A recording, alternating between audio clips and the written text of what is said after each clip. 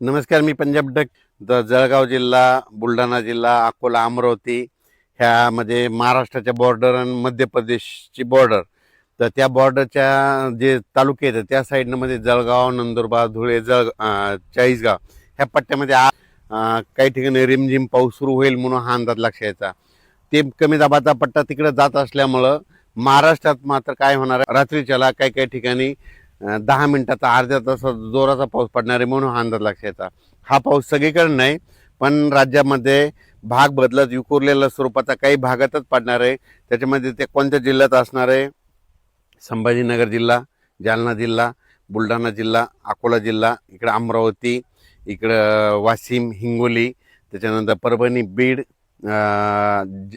जालना, धाराशिव, लातूर जिल्हा, नांदेड जिल्हा ह्या पट्ट्यामध्ये काय होणार आहे की भाग बदलत तुरळक ठिकाणी 14-15 ऑगस्टपर्यंत विखुरलेल्या स्वरूपाचा पाऊस पडणार आहे. सर्वदूर काय पडणार नाही म्हणून हा अंदाज शेतकऱ्यांनी लक्षात यायचा.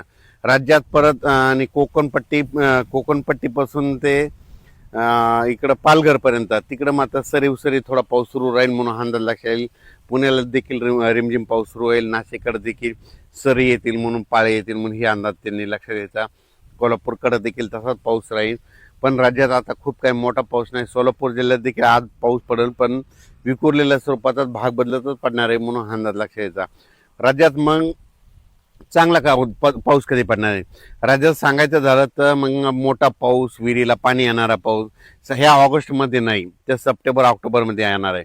कारण की सप्टेंबर ऑक्टोबरमध्ये परतीचा पाऊस सुरू होईल. त्यावेळेस काय होईल, मग राज्यात ठिकठिकाणी जोराचा पाऊस पडणार आहे म्हणून हा अंदाज शेतकऱ्यांनी लक्षात यायचा. हा जो ऑगस्ट महिना आहे, ह्या ऑगस्ट महिन्यात फक्त विदर्भामध्ये पावसाचं चांगलं सावट आहे. कारण की 2 एक माग कमी दाबाचे पट्टे जात असल्यामुळे विदर्भातच पाऊस पडणार आहे. मग ते कुठं राहणार आहे?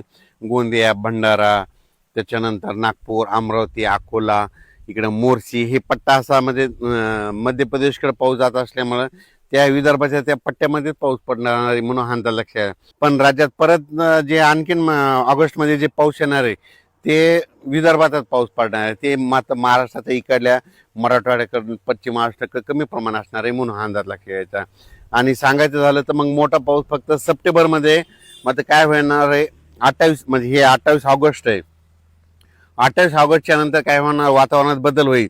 मग सप्टेंबरच्या पहिल्या आठवड्यात मात्र मग पाऊस राज्यात मोठा असणार आहे. मग त्याच्यामध्ये ओढे नाले वाहणारा, तळ्यात पाणी येणारा असा पाऊस सप्टेंबरमध्ये असणार आहे. पण ह्या ऑगस्ट महिन्यामध्ये फक्त पिकाला लागल तसं पाऊस पडणार आहे, पिकाला झोपल तसंच पाऊस पडणार आहे. पीक हिताचा पाऊस सांगायचं म्हणजे पीक हिताचा पाऊस आहे, नुकसानीचा पाऊस नाही म्हणून हा अंदाज शेतकऱ्यांनी लक्षात घ्यायचा. जालना जिल्हा, बीड जिल्हा, लातूर जिल्हा, परभणी जिल्हा, नांदेड जिल्हा, हिंगोली जिल्हा, वाशिम जिल्हा, इकडे बुलढाणा जिल्हा ह्या जिल्ह्यात ह्या 4 दिवसात पाऊस पडणार आहे. पण संपूर्ण परभणी जिल्ह्यात नाही पडणार. परभणी जिल्ह्यात काही मोजक्या ठिकाणी पडणार आहे.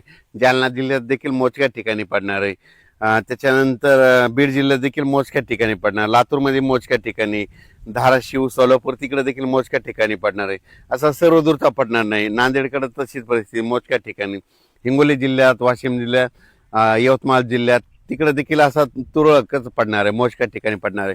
पण जोराचाच पडणार आहे. स्पीड मात्र जोरात फास्ट राहील. थेंब मात्र ठोकर राहतील म्हणून हा अंदाज शेतकऱ्यांनी लक्षात घ्यायचा.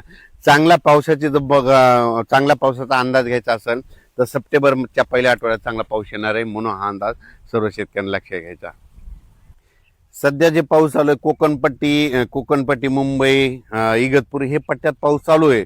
पण ते पाऊस काय होते, महाराष्ट्राकडे इकडे येत नाही. ते पाऊस सरळ इकडे गुजरातकडे जातोय, त्या पाऊस येत नाही. मग तुम्हाला सांगू इच्छितो, सध्या पाऊस ते तसाच चालू राहणार आहे. त्याच्यामुळे पुण्याकडे सरी राहतील, अकोले, संगमनेर अशा सरीच येत राहतील. इकडं श्रीगोंदा तिकडे देखील असाच राहील. पण चांगला पावसासाठी शेतकऱ्याला पुढच्या महिन्यात ह्या ऑगस्टमध्ये चांगला पाऊस नाही म्हणून हा अंदाज सर्व शेतकऱ्यांनी लक्षात घ्यायचा. धन्यवाद.